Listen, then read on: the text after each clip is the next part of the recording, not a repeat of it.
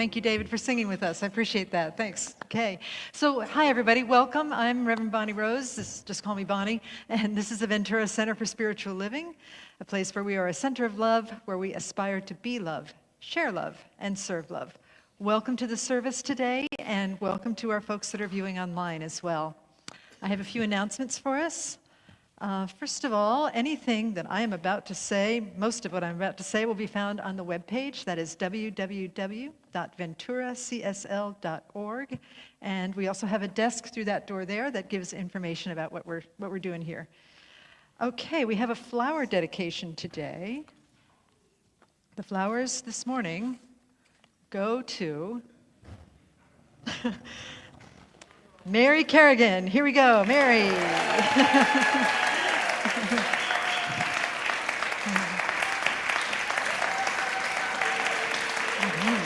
All right. I'll read the card. It says, Mary, we all want to thank you for being the best, most joyous, and outright wonderful choir director. You make our rehearsals fun, and just being in the midst of such wonderful, dedicated, and devoted choir members has been a pleasure also.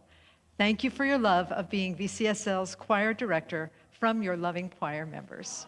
Yay!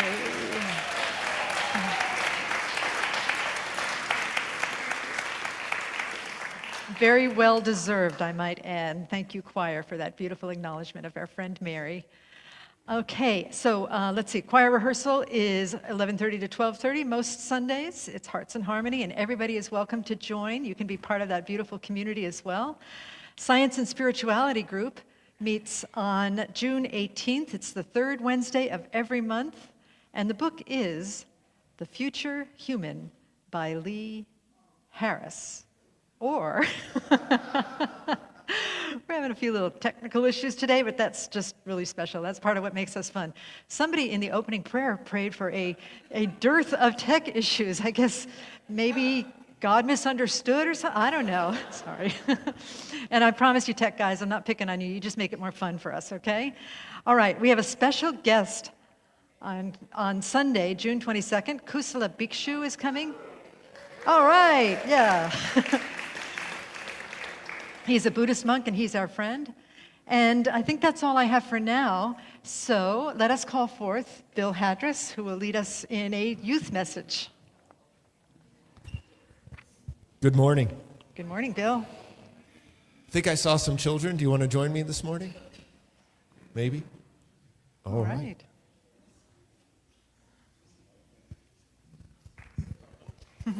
Yay.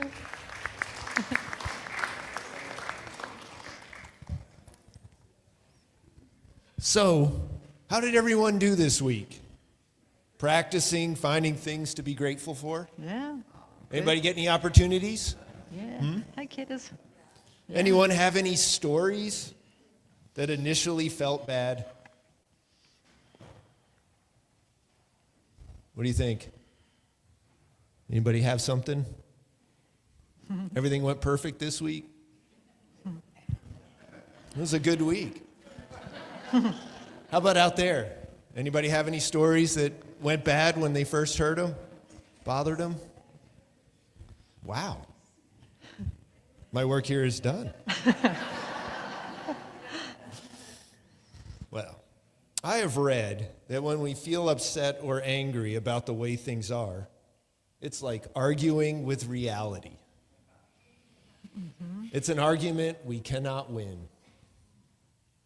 When something happens and it doesn't feel good, we can take time to reflect on the situation and or emotion and see it as a lesson for ourselves. So contrast teaches us to see more clearly what we do want in life. We can learn to find the good in any situation, so focus on what you want. And remember, keep practicing. With practice, it gets easier, faster, and feels even better. So I invite you all to repeat after me. My feelings guide me and help me.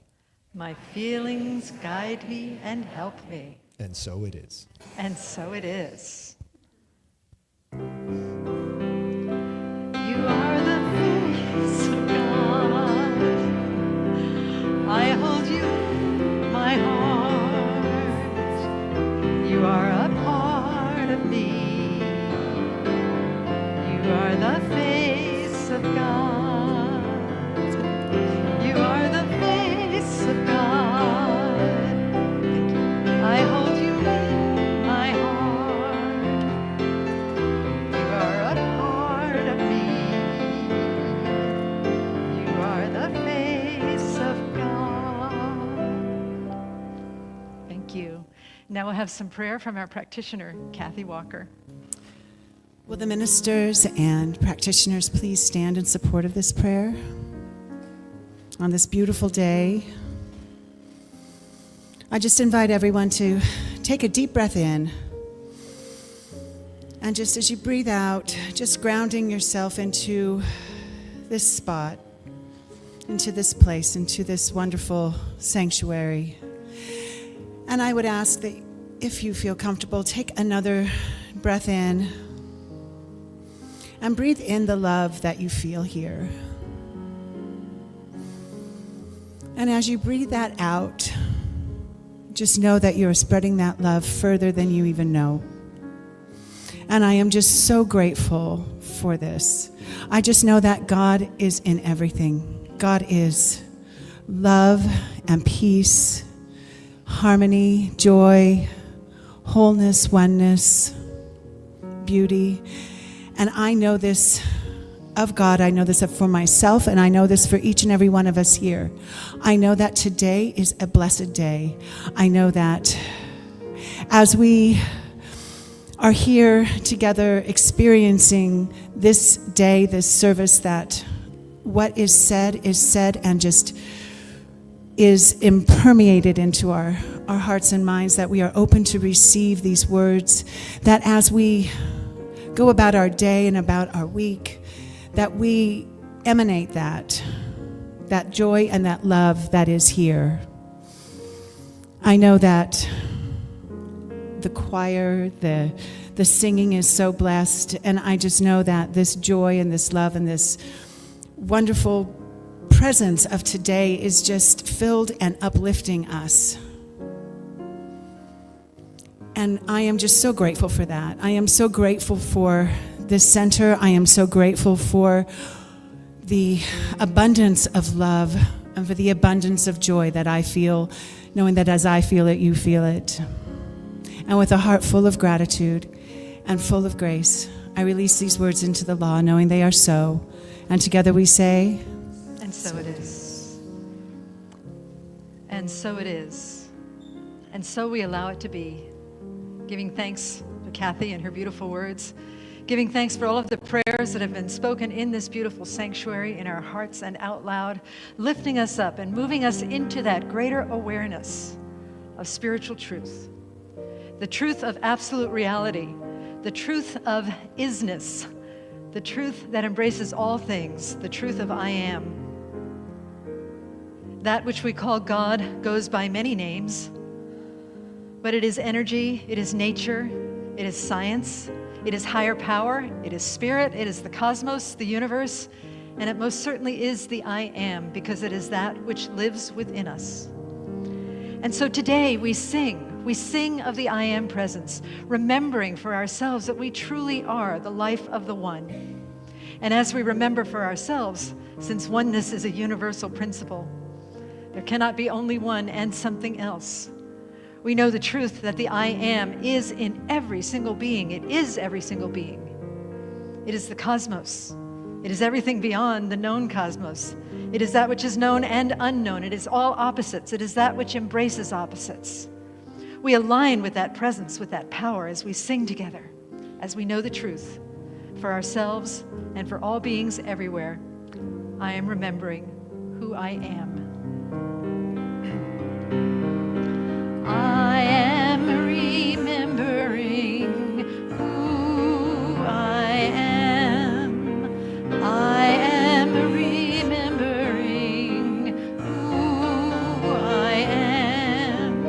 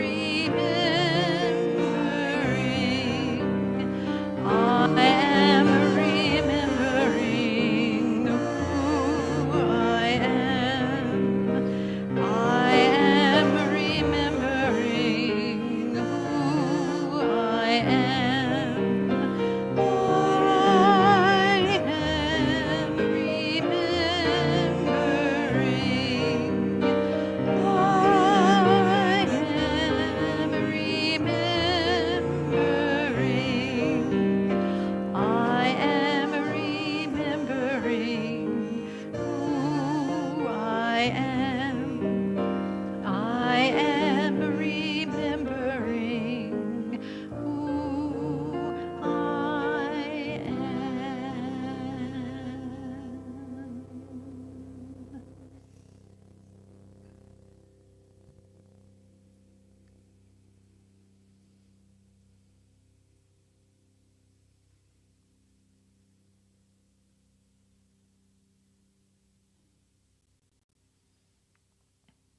In the beauty of this deep remembrance, let us breathe in and then exhale, gently opening our eyes as love and in love, in service to what is, as it is, and so it is. Thank you.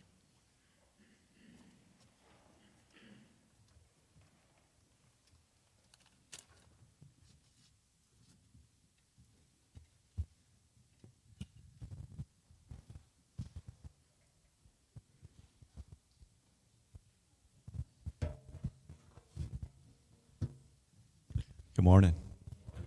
Hey, how are y'all doing? Good? Are y'all happy because it's Father's Day? Yeah? Oh, all right.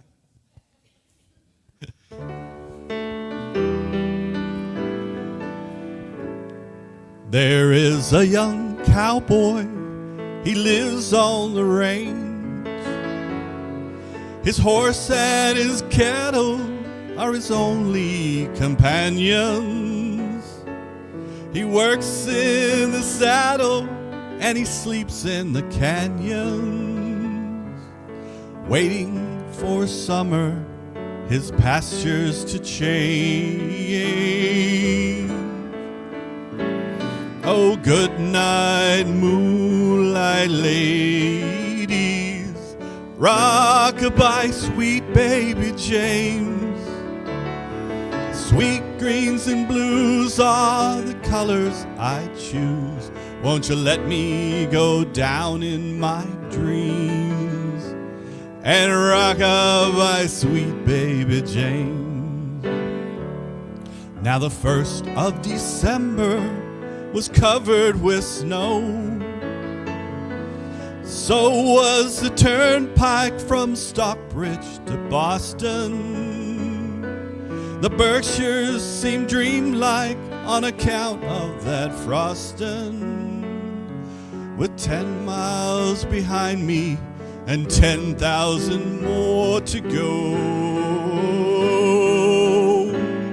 There's a song they sing when they take to the highway, a song that they sing when they take to the sea, a song they sing of their home in the sky.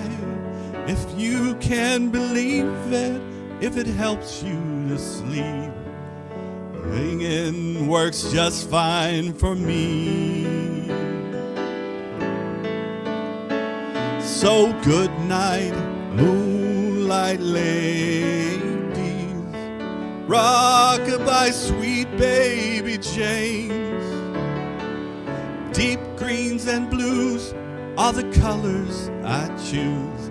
Won't you let me go down in my dreams and rock-a-bye, sweet baby James.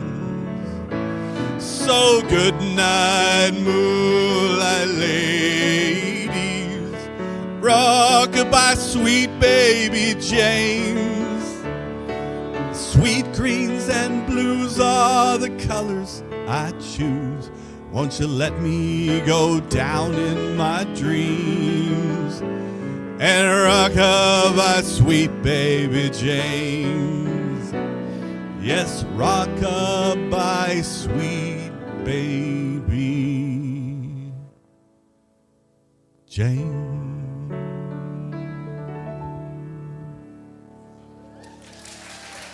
Thank you. Chris, couldn't have done it without Chris.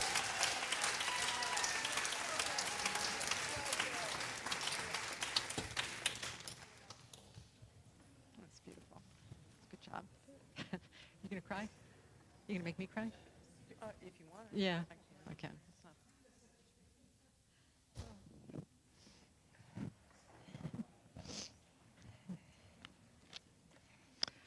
Thank you. Thank you, thank you. Oh my goodness. So beautiful. So today is Father's Day. And I have to tell you, I got nothing, okay? I reached out for help. Somebody give me an idea for Father's Day. Crickets, people, crickets. I don't know whether that's typical of Father's Day or what. Mother's Day, we had flowers up here. We had ritual, all kinds of stuff. I did consult with one of our practitioners prior to the service saying, I got nothing for Father's Day. What am I going to do? She said, tell all the fathers in the room that if they, after the service, go back through those doors there, they can have a bag of potato chips. All that and a bag of chips. All right. So, but in the spirit of Father's Day, because I got nothing, let's just have the fathers stand up and we'll give you a round of applause. Here we go. All right. Thank you. Woohoo! Thank you. Oh, goodness. And the talk this morning is called Living in the Miracle of Belonging. Every Sunday, or every Saturday, when I'm starting to prepare for a talk, I often will invoke a prayer from Emma Curtis Hopkins, who was one of Ernest Holmes, our founder's teachers.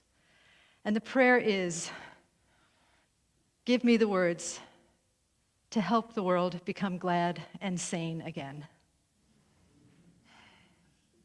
I think we need that prayer, don't you think? Yeah.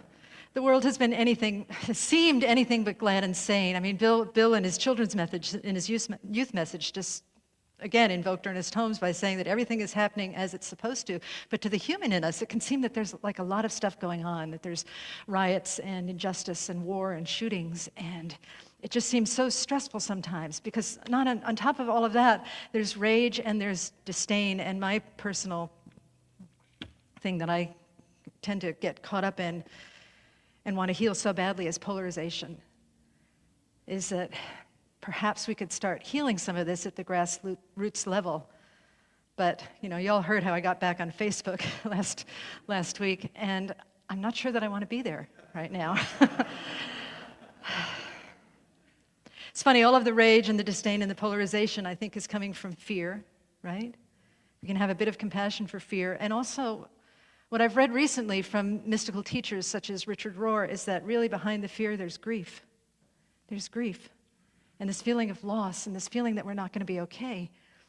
But the thing I know about grief is that it is a natural flow in the human existence, and that grief can be a powerful thing, that it can be a catalyst for greater good because it starts opening up our hearts, and that our tears can water the seeds of something greater. And so I'm going to hold that consciousness of something greater possibilities for all of us. I'm going to hold the consciousness of knowing that we can move into Rumi's field, the place beyond ideas of wrongdoing and right doing, the place where we meet, and the place where the world is too full of grace to talk about. I'm going to know that for us as I speak today. And I'm going to know that we get there through the practice of spiritual principles, knowing that we lead by inner transformation, that we are here to work on ourselves, only ourselves, and we thank anyone that gives us the opportunity, and there are a lot of opportunities right now. That we practice the principles that we've taught in Heartivism. See the shirt that says Heartivist, right? And that we've taught in Heartivism in this class, that we focus on small acts of goodness, and we count the ripples, and we search and we amplify all of the gifts that have been given through our small acts of goodness, through our small acts of connection. And that we can also trust that spiritual community, that this is a place to practice, so that we get really good at Rumi's field, so that we barely even need a map anymore. We can find it at the drop of a hat. At the drop of an insult, we can find Rumi's field. So I'm going to talk about these principles by bringing forth two contrasting stories to help us remember that we really are living in an evolving miracle of belonging, even when we can't see it. The first one is a story from Dr. Seuss. Now, I know that some folks have been opposed to Dr. Seuss recently, that he was kind of canceled for a while. But he does have a lot of spiritual wisdom in his teachings. And this is one of his stories that is about othering, which I find particularly powerful right now. It's the Sneetches. Okay? For those of you who may have not heard the story or don't remember it, I'm going to refresh your memories. There's this group of sneetches called the star belly sneetches. There's another group of sneetches called the plain belly sneetches, and they hate each other. The star belly sneetches get to do all of the good stuff. They have hot dog roasts, and they can play games, and they can have fun together, when they exclude the plain belly sneetches. Well, they're all doing their thing, and the plain belly sneetches are feeling badly about themselves when enters Sylvester McMonkey McBean. He is driving this machine, and he tells the plain belly sneetches that he can put them through the machine and that they will get stars on their bellies, just like those good star belly sneetches over there. It only costs $3. So they do it. They show up with the star belly sneetches. Now the plain belly sneetches have stars on their bellies, and the star belly sneetches are deeply offended by this. They say, we can't have that. We can't have that at all. So then Sylvester McMonkey McBean approaches the OG, the original star belly sneetches, and he says, for $10, I can remove your stars. And so he does. And it goes back and forth and back and forth and back and forth. And by the end, nobody knows who was who. And they decide that external effects matter very little, because underneath, we're all the same. Now, it sounds like, oh, thank you. Thank you. It sounds like the allegory is pretty clear to y'all, but I want to make it a little bit clearer. What I'm fascinated by in this story, among many things, is Mr. Sylvester McMonkey McBean. First of all, I like his name. Does he represent an actual person that may be on the world stage at the moment? Does he represent a principle, or does he represent a part of ourselves? It can be all of that. I would say that Sylvester McMonkey McBean is that which can exploit our bias towards others, can exploit our bias, and perhaps even our own inner exploitation, where we criticize, the ego that clings to us needing to be a certain way, where we criticize ourselves and we pressure ourselves to be more or to do more or to have more. That is our inner Sylvester McMonkey McBean. And Sylvester McMonkey McBean believes in scarcity. And we've learned in this center many times that scarcity is the root of all clinging, and clinging is the activity of the ego. And scarcity is really fear in disguise. It is ignorance of our infinite nature. Now, Sylvester McMonkey McBean may be the more obvious greed-inspired villain in this story, but really the sneetches are not completely innocent themselves. They are clinging as well. And they are vulnerable to manipulation. They cling to their identity and their tribalism. And what I have noticed is that this phenomenon that we humans seem to do is that we talk about inclusion and we want to belong, but we can actually use inclusion to exclude. We talk about the right crowd versus the wrong crowd. And it continues to spiral out of control until we can't hear each other anymore. In the end, of course, the sneetches see how much they have in common. They're all seeking happiness. They're all prone to suffering. They're all prone to the frailty of being human, or sneetches. They're all prone to that frailty. They're prone to suffering. They're prone to clinging and attachment. They're prone to cling to status and social position and being right. And in terms of us, how this applies to us, we may want to look at a place where we're clinging to being right, where we're clinging to a certain status that we have, where we're othering others, and then ask the question, how do we move past that? You know, I'm not sure. I just know that I've thought for a long time about doing this talk and wondering how to be the anti-sneetch. Oh, let's see who's calling. Maybe they have the answer. I hope so. One of the things when I don't know is I just try and open up to the opposite of the problem. I pray for the opposite of the problem. And then this week in the news, there was a story that was, it may have happened last week, but the story was pointed out to me this week. And it's a news story that I'm not sure was given a lot of publicity because it's not hateful and it's not sinister. It's the story of Michael Baker. Do you know that story? Oh, good. I'll get to tell you then. So this young man, he lives in Georgia, and he graduated from high school, And they don't have a picture of him, but he won several medals. He won a medal for track, and he won a medal for playing in the band. And he was so excited about graduating from high school. He's from a family of 9 kids, and they don't have very much money. This young man, Michael, had a job at Burger King. And on his way home from graduation, he was getting ready to go to a graduation party, but on the way home, he stopped at Burger King to buy his family some food at the place where he worked. When he got to Burger King, he noticed that the store was overwhelmed. It was crowded. There were all kinds of people, and he saw his coworkers were struggling. So what did he do? He leapt over the counter. I like to think of it that way because he was a track star. He leapt over the counter. He took off his robe, but he kept his medals and his little, stole thing on, and he started flipping burgers to help out his coworkers. It gets better.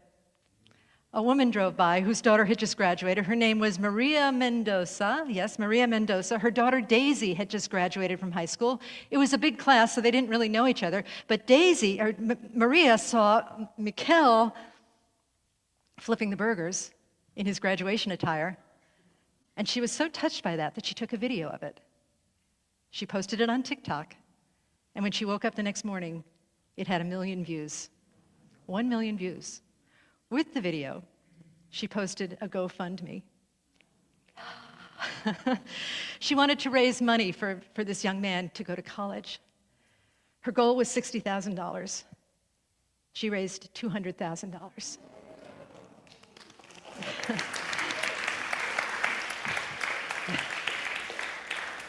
Not only that, Burger King leapt into the business, and they gave him a $10,000 scholarship on top of his $200,000, and then they also gave Maria's daughter, Daisy, a $10,000 scholarship.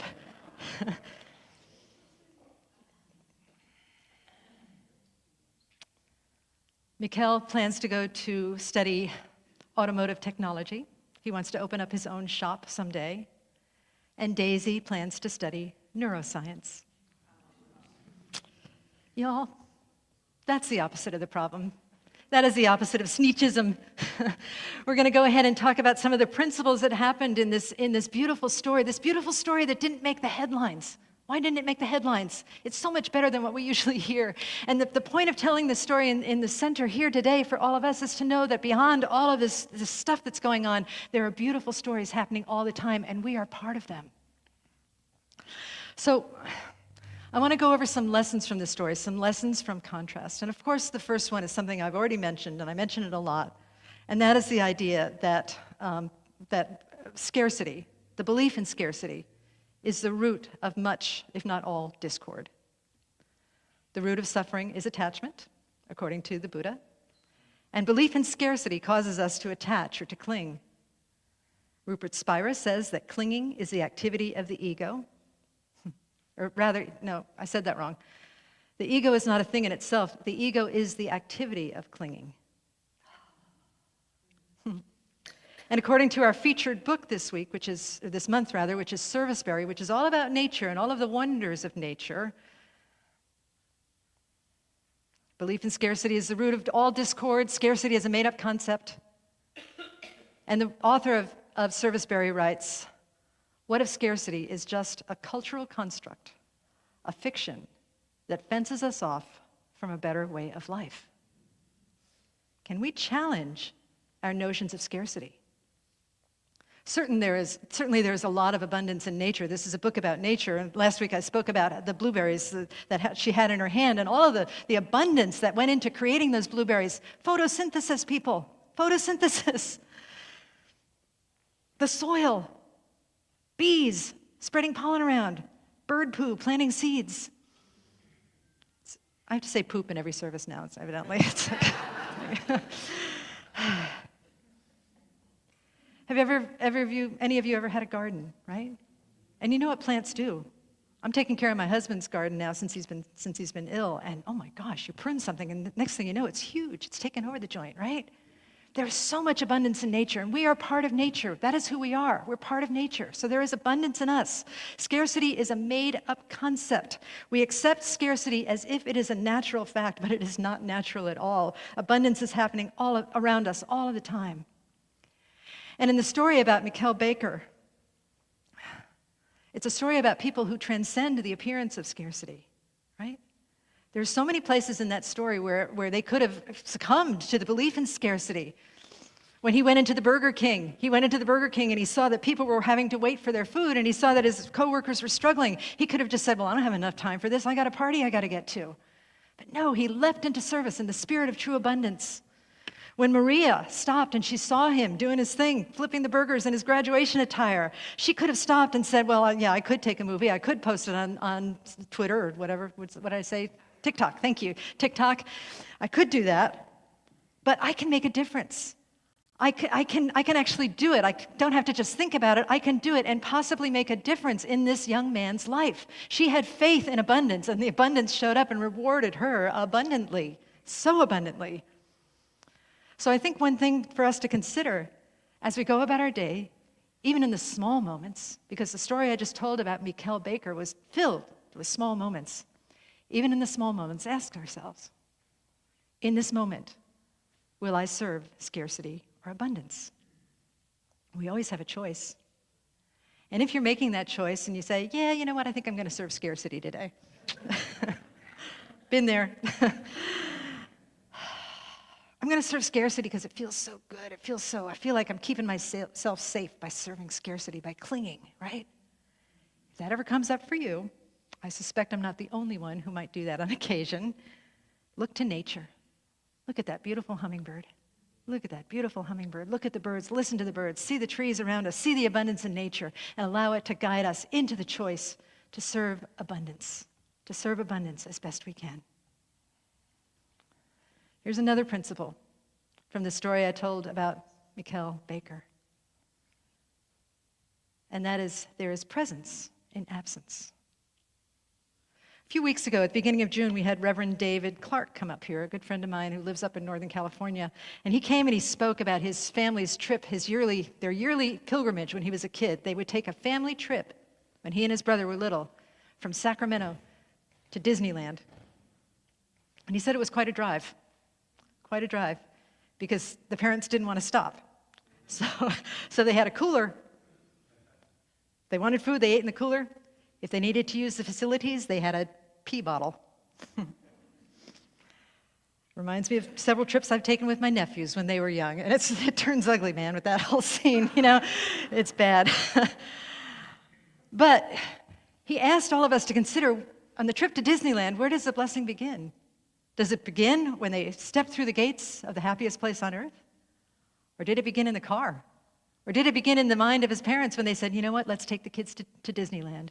There are many, many steps to fulfilling a blessing, and what if each of those steps could be part of the blessing because they are? In our relationship with nature, there are many things that are a blessing in progress. Look at that. A fruit tree. When a fruit tree is barren during the winter, is it still a blessing? Of course. Whatever creates the fruit, that energy, that God energy that creates the fruit is preparing itself. It's resting. It's doing what it needs to do in order to provide us with beautiful fruit. The same thing is happening in our lives. When it seems like there is a place that is barren, what if there is a presence in the absence? I know there is a presence in the absence that is waiting to express itself. It's just doing it at the speed of nature. This is Mikkel and Maria's daughter, Daisy, receiving their $10,000 scholarship checks from Burger King. Does the blessing start with the $10,000? Is it even about the $10,000? No, that blessing of the money that was raised and the good that will be created, that started way back when. It may have started when Mikkel was a child and he was taught to be of service, to be kind, to go out of his way, to extend his heart to other people. With Maria, it may have started when she was young, when she learned to express her hopes for another person on social media, expressing hopes instead of disdain and rage. All of that started long before the outcome, long before the fruit was born. It reminds me a lot of our friend Nipun Mehta, who's in the choir there sitting next to Yoda. Our friend Nipun, who started this global service organization that has, 500,000 followers or whatever. He's not on Facebook, but he's on all kinds of other platforms and organizations, and they spread good work all over the world. He just got back from Africa, where he was meditating with wild animals and an animal communicator. He does all kinds of crazy stuff. Where did that start? I don't know. But he tells a story about when his great-grandfather was in India and he had very little money, but he would feed the ants on his walk just as an expression of kindness.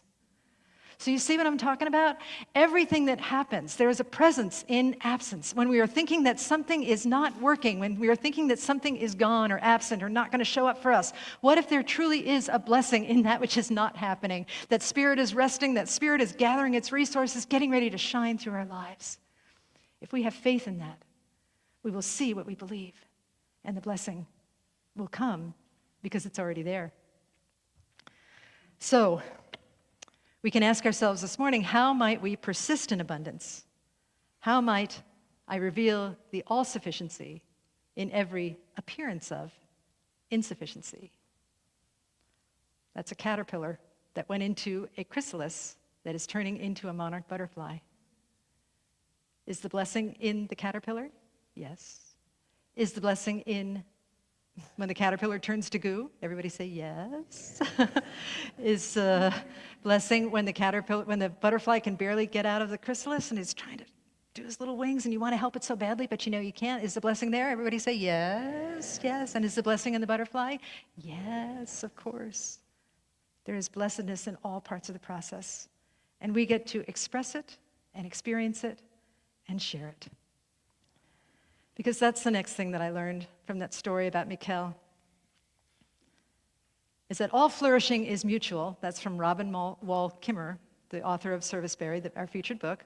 All flourishing is mutual. And I'm winking at Deborah over there. And all flourishing is Mobius by Bonnie Rose. For those of you who are not aware of my obsession with the Mobius strip, I am obsessed with it because when we are in the realm of the Mobius strip, we know that we are in the realm of that which is beyond opposites. It is the place where giving becomes receiving, when the inside becomes the outside, when the darkness becomes the light and light becomes the darkness. It is that place beyond all opposites. It is Rumi's field. It is the circle that encircles the yin-yang symbol, and it is also the little crack between the darkness and the light.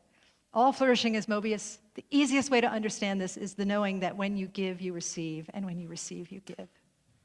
All flourishing is Mobius. So with that in mind, I just told that story about Reverend David and the trip to Disneyland and the cooler and the pee bottle, and where did the blessing begin? Where did the blessing begin? I'd like to ask, in this story about Mikkel, where does the blessing end? And the answer is it doesn't. It doesn't. Imagine this.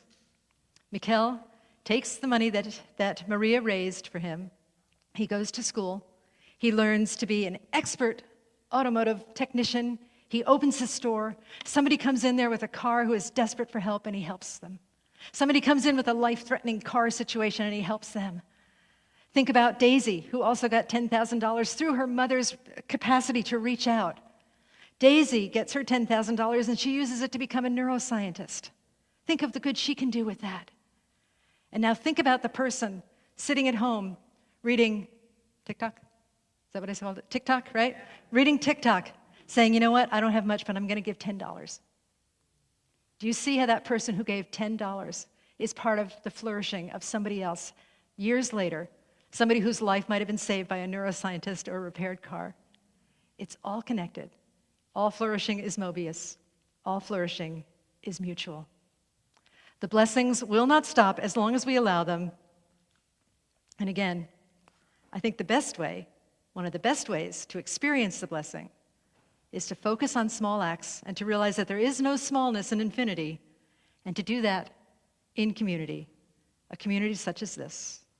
A community here where we all do what is ours to do, and we do it with grace and non-judgment, non-clinging, hope, happiness. In so doing, we participate in something that is greater than ourselves. So the question is, I guess, is how might we practice in community? Robin Wall Kimmerer says, thriving is possible only if you have nurtured strong bonds within your community. And one of the best ways that I've been playing with lately, that I hope you guys are doing too, is that practice I talked about last week of finding the gift behind the gift. Practice the gift behind the gift.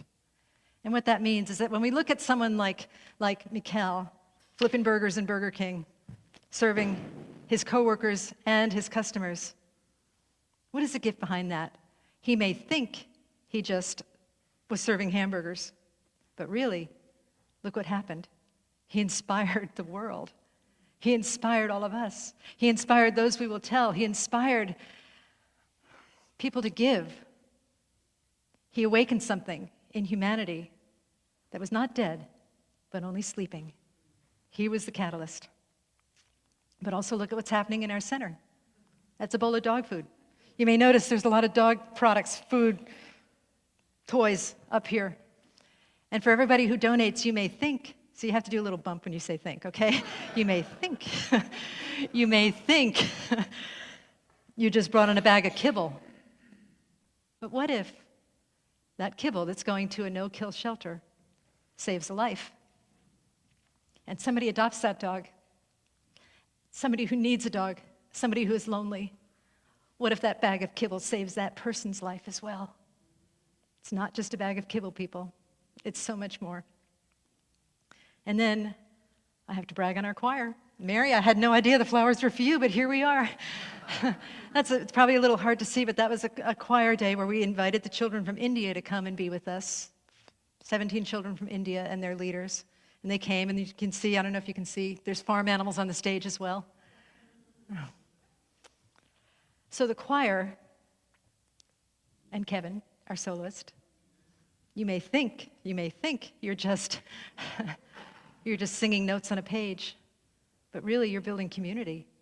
Not only community here with your fellow choir members, not only singing together, but community that ripples out all the way to India, but also ripples into the hearts of us, so that we may share your love and your grace and your gratitude with the world. Music that evokes memories. How many of you listened to that song that Kevin sang as a youth? Right? Wait till you hear what the choir is singing after the service. I'm so glad they're doing it after, because it makes me cry. I remember being a little girl, back to Father's Day, being a little girl, my father playing the piano, and me and my 4 sisters bellowing that song around the piano. It's a Rodgers and Hammerstein song, bellowing it, all trying to sing the high note as loud as we could. And that's joy. The choir ripples joy and harmony, hearts in harmony. And we can do the same. One of the interesting quotes I heard in a lecture from Robin Wall Kimmerer, yes, we flourish in community, and she said we accumulate belongings when what we really want is belonging. And that's part of the issue of the Sneetches. They were accumulating status and experience when really they all wanted to belong. That's why we have a great opportunity for y'all to practice, and that is Circulation Sunday on June 29th, 1925. That's 2 weeks from today, Circulation Sunday. What? Did I say 1925? Oh. We're all one. Time travel, right? Oh, goodness. We're in the 20s? Wow. How'd that happen? Oh, goodness. This is another ripple effect thing that happened in the center. You know, we had a meeting with the kindness crew, all the volunteers. Bernie is our wonderful volunteer coordinator. We had a bunch of people that are interested in serving, and I got your papers. We're going to be contacting you soon, people that want to serve. And one of them, Shelley Ealer, Shelley over there, Shelley said, you know, remember that class you taught where you had a spreadsheet of all kinds of things that people wanted to give and receive, and we all were giving and receiving like Mamma Mia's and all of the, we were so Mobius in that thing. Can't we do that here? I'm like, that was a lot of work. However, what we can do is do Circulation Sunday on June 26th, 2025. What? June 29th. April 29th. No, June 29th, 2025. Oh, goodness. Shelley's in charge. She doesn't know what she's doing yet, but she's in charge. We haven't talked about it yet, but she's in charge. Did you get that Shelley's in charge? Okay? Shelley's in charge. But the gist of it is that we're going to have a couple of tables set up in the social hall. And because we accumulate belongings when what we really want is belonging, I suspect that some of us might have been doing a tad bit of hoarding. things that we cling to that we don't really need anymore. So what I'm going to invite us all to do is to bring 1 to 3 items of things that you've been clinging to. They have to be things that you actually like, but not using, okay? I can think of all kinds of things that we've gotten in yard sales, many of which I can't say in church, okay? So bring something that is lovely and acceptable, that you want to pass on, something that you like, but you are willing to let it go and see where it ripples. We'll set up tables, and then we'll all just mingle around and exchange and see what happens. If it is successful and low maintenance, Shelley, we can perhaps do this on a regular basis, which might be fun. We'll all get to participate in the Mobius strip of giving and receiving, in the Mobiosity of giving and receiving. And according to Deborah, that is not a word, because it isn't. So anyway, so in the end, what did we learn today? We learned about the gift of oneness. We learned that the Sneetches, even the Sneetches, ended up realizing that they were all one, and they didn't care about outer appearances or who had stars or who didn't have stars, that they all belonged. And so I'll ask you again this morning, how much do you want to enjoy this journey? The choice is yours. The choice is ours at any time to enter into Rumi's field, that place beyond wrongdoing and right doing, that place where the world is too full to talk about. Are you willing to enter Rumi's field? Could you? Would you? And when? I suggest now, because truthfully, you're already there. You know, in this idea of living in the miracle of belonging, I kept asking myself, where do we belong? To whom do we belong? And I kept coming up with this quote from Rumi, where he says, we belong to the beloved. And what is the beloved? I know that some people here have struggled with the notion of God as a patriarchal father figure, but God is not that. I would like to say that God is nature. God is energy. How many of you belong to nature? All of us. Yes. How many of you belong to energy? All of us. How many of you believe in nature? All of us. How many of you believe in energy? All of us. How many of you use nature, your human nature, your divine nature, to create good in the world? All of us. How many of us allow nature to use us to create good in the world? All of us. There is a good for us, and we get to have it. It is done to us as we believe, and we all belong to nature, and we allow nature to move through us to create goodness in the world. I started this morning with a prayer, asking Spirit to help me find the words, help us find the words that make the world glad and sane again. And I hope we have done that this morning. I hope we have remembered that we are a powerful community. And I hope together that we know, through this sacred work that we do together as community, through circulation, through small acts of kindness, through goodness, together, in a gentle way, we can shake the world. Let's do that now. Let us pray.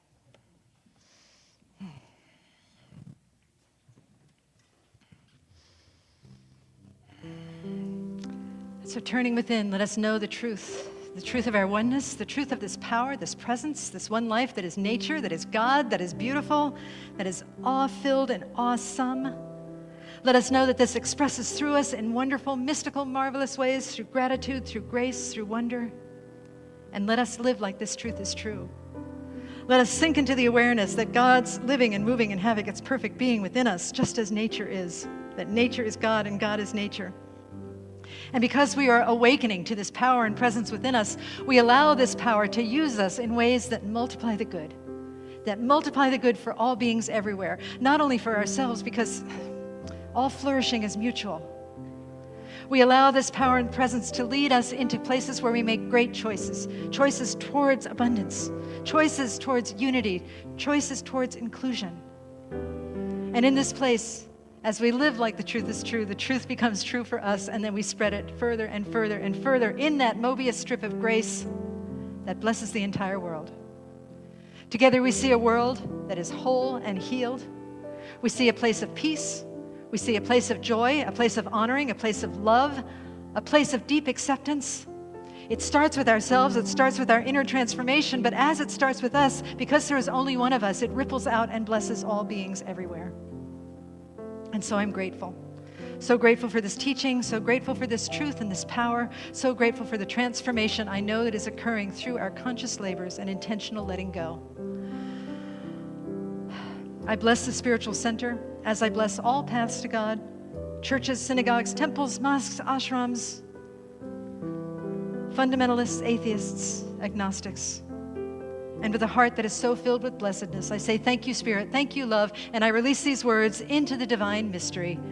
And together we say, and so it is. Thank you. It's very tall. Sheesh. There was a time I thought I was tall, but I am not anymore.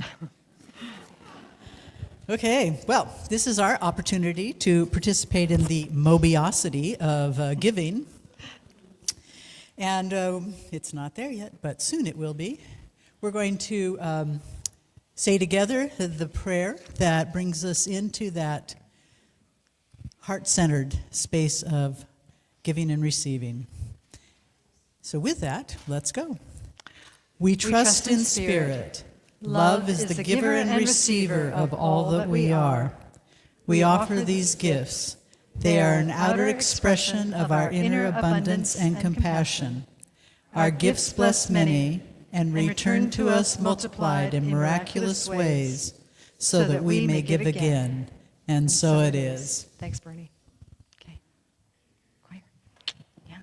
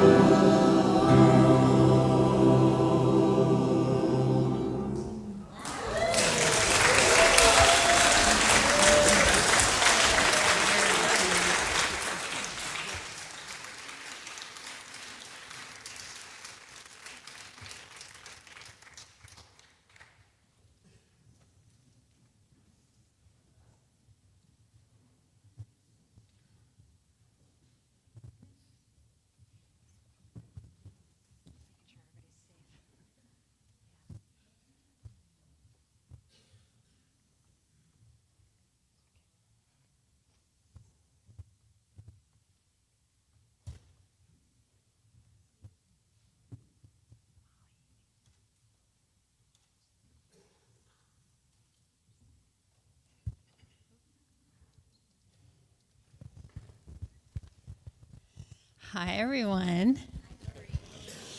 So I'm Doreen Palermo. If you don't know who I am, I'm one of the practitioners here, and I'm going to do the announcements today.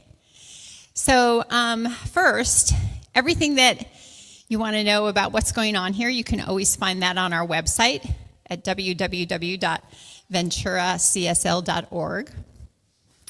Bonnie talked about Circulation Sunday, which is June 29th. That's really fun, June 29th. Come and clean out your closets, but only 3. Yeah, only 3 items at the most. But really something that you're attached to that you're not sure you want to give away. Right? Let's do that practice of letting go. Okay. And for those of you who are new here or who've been coming for some time, and when you walked in and you said, I feel like I'm home, you are. Welcome home. And I am facilitating our membership class, which is June 22nd and 29th. I love to do this. This is one of my favorite things to do, is to show everybody that hasn't had an opportunity to see who we are, what we do, what we teach, to come and learn that. And also, come and learn about your house, where you live. Come and join me as we go through all the building with Mark, our historian here. And we learn about this beautiful building that we get to be in and what it takes to maintain it and love it. So come and learn about your home with me. You can sign up in the social hall. Also, the next class we have is Music as a Spiritual Practice, which is facilitated by Mary Kerrigan, our wonderful choir director. That is Saturday, July 12th at 1:30 to 5. And let's see, another workshop. Ooh, Shelley, New Story, New Life. A workshop facilitated by Shelley Eller, July 13th from 1 to 2, using hypnotic techniques to write your new and amazing story. That's really fun. I've done this, it's fun. Okay, and then also don't forget our outreach, helping pets as we collect for the no-kill shelter through June. And then Sunday hospitality. Please feel free to join and bring in stuff so we can share around with everyone. And then if you all need a prayer, whether it's for something good or something that you're struggling with, come and join the practitioners here at the front of the stage at the end of service. We love to pray with you. And I think that's it. And here's our affirmation. Oh, no? Is that right? Okay. I don't know what the affirmation, okay. I don't know this one by heart. All right. Oh, I can read it here. Okay. All right, deep breath. I am held in Spirit's holiness, divinely guided by wisdom, courage, and love. I can never be separate. I am love, I share love, I serve love. Thank you for my life, and so it is. Yay! Stand up, we'll sing. Come on. Shall we stand and sing? I'm gonna sing, sing, sing. I'm gonna dance, dance, dance. I'm gonna sing, I'm gonna dance. Hallelujah.